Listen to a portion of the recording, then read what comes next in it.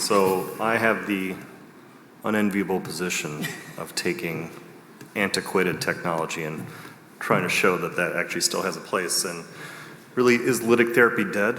I'm going to try and re-examine some of the data that Andy presented in his talk from ATTRACT to actually suggest that it's not dead, that we have to come back to the point that there is still equipoise in how we treat these patients.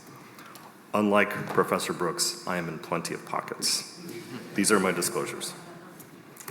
So we've seen this, right? In America, we cheekily call this clot porn. I don't know, is it the same over here on this side of the pond? Yeah. So with results like this, thrombolysis is dead, right? And the statements against thrombolysis are that patients bleed and die. ATTRACT was negative. And look at how much clot we get out on the towel. The data clearly supports a mechanical-only approach. ICU level care is not needed with thrombectomy. And, most recently, lytics don't remove chronic clot. And we have trials underway. My disclosure is that I'm one of the 2 national PIs of the BOLT study for Penumbra. These are single-arm, multi-center registries, IDE trials, ostensibly for device approval for marketing. Real world and clout, iliofemoral only in the BOLT trial, guided by ATTRACT, and these will provide some insight on device efficacy and procedural outcomes, but there are no comparator arms in these trials. There's non-uniform assessment of outcomes. People are not blinded when they're assessing their patients, and the last time I checked, I don't like being unsuccessful in my own procedure. I bring my implicit bias into the assessment of the patient. And so these are important, but they are not the end-all be-all. And at least one industry-sponsored RCT is on the way. So how does this stack up against the data for lytics? We have 3 RCTs, one NIH-sponsored in the States, one positive, of course, in the COVENT trial, and data that I would argue that clearly directs who benefits and describes the risks with bias limitation. You heard a little bit about the COVENT trial. This is a multi-center randomized trial from Norway, small size, 24-month PTS outcomes, PTS in 41% in the catheter-directed arm and 56% in the anticoagulation arm, with a 14% risk reduction in PTS, but a 9% major or clinically relevant bleeding rate. But they lysed people for 2.4 days on average. This isn't modern practice, and this is not what they did in ATTRACT. Andy did a great job presenting the main body of data from ATTRACT. This is nearly 700 patients. Combined primary endpoint, one might ask why they did a combined primary endpoint when the predicate data clearly suggests that iliofemoral DVT patients benefit more. Well, the simple answer to that is when the federal government gives you millions of dollars, they want all the answers up front. And so you don't have the luxury of parsing it out. That's the true story. So it's a combined primary endpoint of FEMPOP and iliofemoral DVT. The hypothesis, 1/3 reduction at 2 years with pharmacomechanical therapy, the typical secondary measurements that you do with outcomes of early symptom relief, QOL, safety and cost. And what they found was that there was no difference in PTS incidence. And what I would point out is that we have not established the cutoff for PTS. We guess. There's a number. And PTS, for those of us that treat it, recognize that this is a continuum. It is not a binary cutoff. They did have a higher major bleeding rate in the pharmacomechanical arm, but 1.7% versus 0.3%. No deaths, no intracranial hemorrhage. The worst complication was a retroperitoneal hemorrhage, which was dealt with promptly by embolization. And so this pushes back on the whole construct that people die of lysis. Done well, patients selected properly, they really don't die. Like all things, the devil's in the details, and when you submit a paper to the New England Journal of Medicine, they rewrite it for you in the way they want it written. That's just the reality of publishing in the New England Journal of Medicine. And so you can't put in all the secondary outcomes. You have to stratify it. And so in circulation, 391 patients, Andy presented this data. Again, no difference in PTS occurrence at 6 and 24 months. But what they found was that there was a decreased moderate severe PTS rate in the treatment arm, about 10%, Volta of 10 or greater at presentation, and that's an important thing that we'll talk about in just a second. Decreased severe PTS, 8.7 versus 15%, improvement in venous-specific QOL, and no difference in bleeding or change in recurrent DVT. And so the take-home from this is that patients that are symptomatic and appropriate procedural candidates with at least moderate to severe symptoms at presentation benefit. And I would argue before ATTRACT, we didn't know that. We simply didn't know who was going to benefit from a DVT intervention. Just as importantly, you take the FEMPOP DVT arm, and I won't read through all this, but really there was no difference. And the take home here is that there was no apparent long-term benefit in this group of DVT patients. And what I would push back on all of you is that, say ATTRACT was positive. Say that anybody with a DVT from the pop up needed to get treatment. Is that a world you want to live in? I don't want to live in that world. We would be overrun with patients, right? By some estimates, about 10% of a hospital's capacity, so we're a 1,000-bed hospital at Northwestern, we get at least 100 DVT patients a year. Imagine what that looks like from an interventionalist perspective. Not a world I want to live in.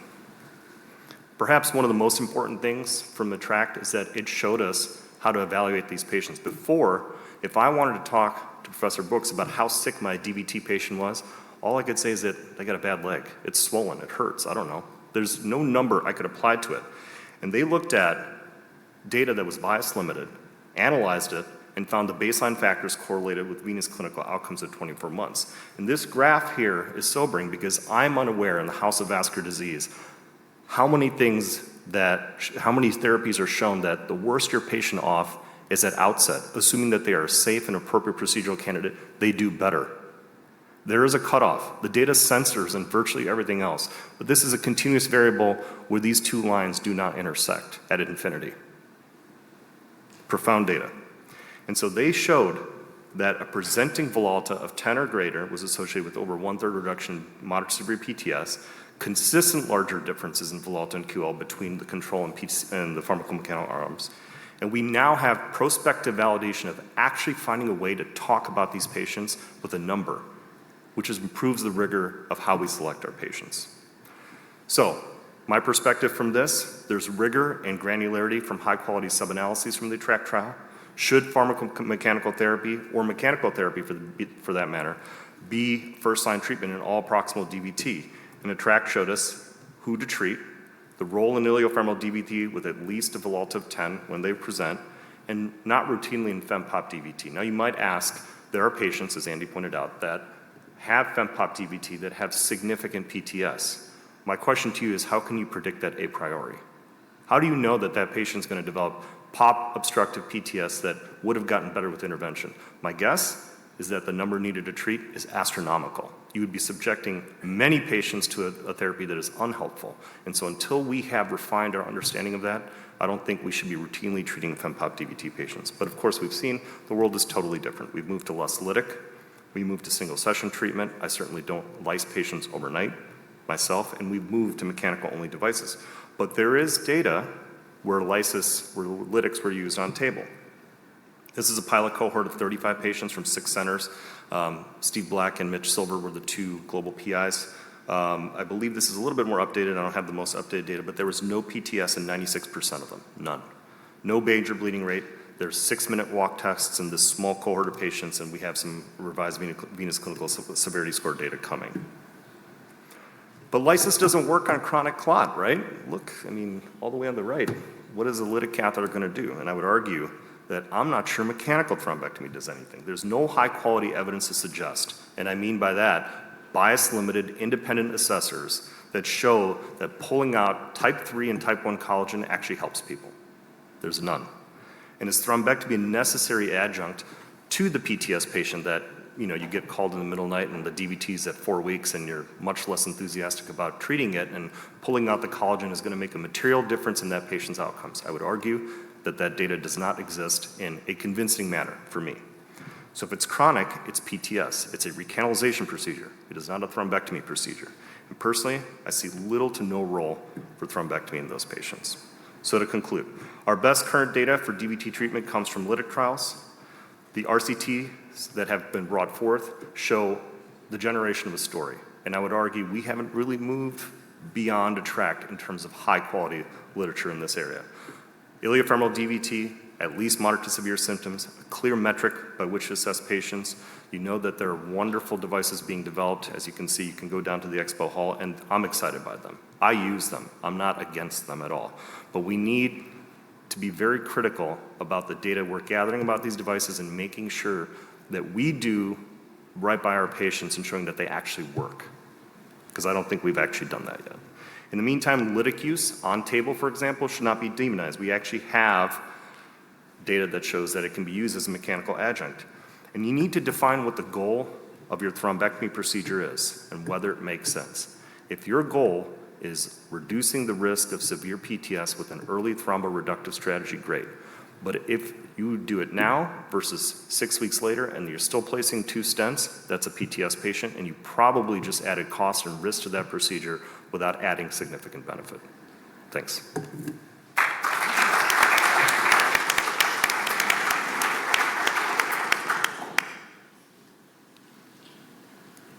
No questions. Any questions?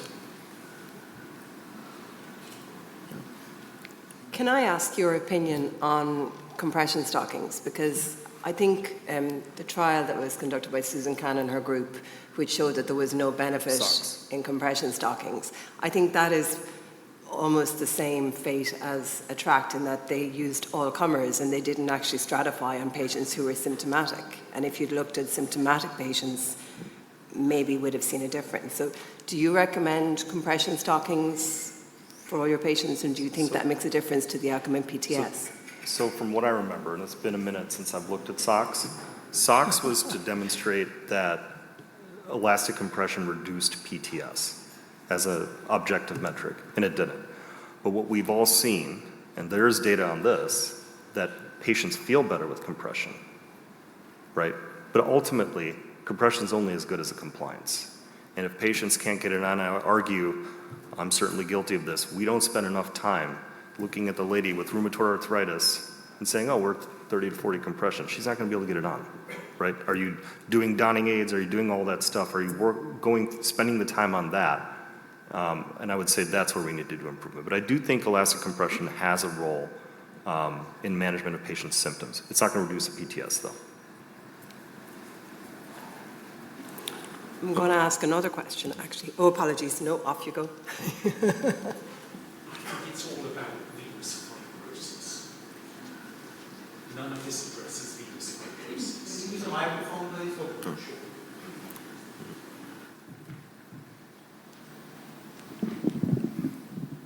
In that, PTS is really about chronic venous fibrosis. Do you think there's any role, or that we should be looking at the use of current generation anti-inflammatories in the context of severe DVT? Well, I think that's my question. I think inflammation is truly the frontier in venous intervention, and we're nowhere near figuring it out. Because if we can mitigate the inflammatory process, and in the States, the Michigan group has done quite a bit of work. I know at Tommy's in London, they're doing work on this as well, where you can, whether it's an interventional strategy, dexamethasone, or is it P-selectin, E-selectin inhibitors, I mean, this is just scratching the surface.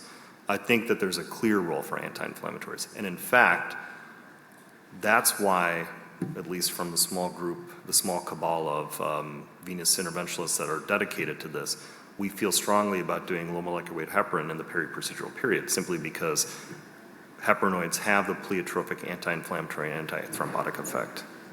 And the other thing that we've seen is that you can send a patient out on a DOAC, and I certainly have my preferences, we won't go into that, of which DOAC, but if you send a patient on a DOAC, they don't feel better as quickly as they do when they're on low molecular weight heparin. And I would actually turn to, their belly doesn't feel great. But the inflammatory sequelae of DVT I've observed over and over again. So say somebody comes in on a Friday, 3 days of symptoms, iliofemoral DVT, we're going to treat this patient, appropriate candidate. You put them on low molecular weight heparin over the weekend. By Monday, they're feeling a lot better. They're still going to need the procedure. They're still at high risk of PTS because the unitary outflow of the leg is obstructed. But many of the inflammatory symptoms have reduced. That's been the observation. And my practice is to use low molecular weight heparin on all iliofemoral DVTs, and I don't switch them usually until they're going home. And sometimes we use low molecular weight heparin for up to 4 weeks post-procedure. Which is what I do. Because personally, in my experience, we have less acute stent occlusions when we do that. And whether it's an anti-inflammatory effect or an antithrombotic effect or both, I think it's very difficult to figure that out. But the only and the best, I guess, anti-inflammatory effect from heparin has been from Agnes Lee's trial in cancer patients and how they did better. So I do wonder, and I think that's one of the problems with a lot of the trial data and a lot of the data we have, is that because it's not standardized and everyone does something slightly different, the lytics are different, the stenting is different, the intervention is different, the mechanical versus CDT versus, everything is just a little bit different. And there are a lot of these patients, I mean, we all have one a week or, so there should be no reason that it's this hard to prove that what we're doing is not wrong. And that potentially it is the right thing to do, and I do feel that, we do need the evidence, and I think it's about designing the trials in a way that we're going to get less bias and less variability in outcome. And that's careful patient selection. It's making sure that we can try and protocolize it a little bit more, in my opinion, anyway. Dr. Sachs. Thank you. You commented that you're not convinced that thrombectomy is useful for chronic DVT. What about reconstruction of the veins for chronic DVT, stenting? So I think I personally do that. I see that those patients do quite a bit better. It's a different discussion altogether. C-Tract is enrolling. Enrollment will complete, I believe, in next June. It's been slow, like all RCTs, hard to randomize patients. But I think we'll find a different story with that. We've refined how we select patients in the years that pass between ATTRACT and C-Tract. Okay, great. Well, thank you to all the speakers and my co-moderator, and have a good meeting, everyone.